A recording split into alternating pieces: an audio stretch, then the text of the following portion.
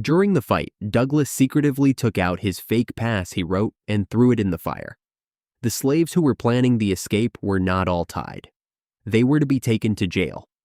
Before they left, the mother of Douglass's master came to the house. She gave Henry and John biscuits. She looked at Douglass and said, "You devil, you yellow devil. It was you that put it into the heads of Henry and John to run away." The patrolmen were about to check for the fake passes at the moment that Henry fought back. The fight prevented the patrolmen from checking immediately. There was still no proof of an attempted escape. Douglass, both Henry's, John, and Charles were tied to the back of horses and dragged 15 miles to go to jail. On the way, one of the Henrys asked Douglass what he should do with his pass. Douglass told him to eat it with his biscuit.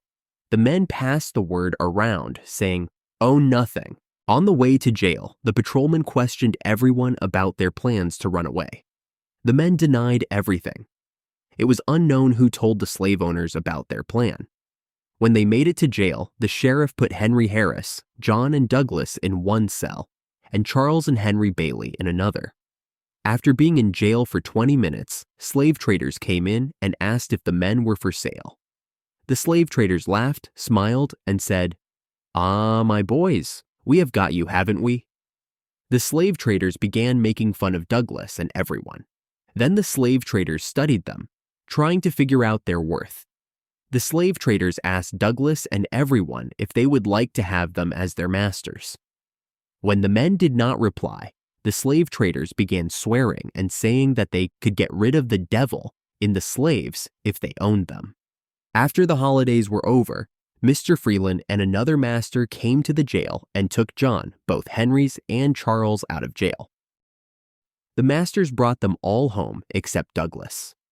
Douglass thought that he was for sure going to be sold south. After remaining in prison for a week, Douglass's master, Captain Auld, came and took Douglass out of jail. Captain Auld began speaking with another man about selling Douglass south into slavery in Alabama. Through a stroke of good fortune, Captain Auld changed his mind. Captain decided to send Douglass back to Baltimore to live with his brother Hugh. After being gone 3 years, Douglass returned to his home in Baltimore. Captain Auld sent Douglass away because white people in their community were angry with Douglass.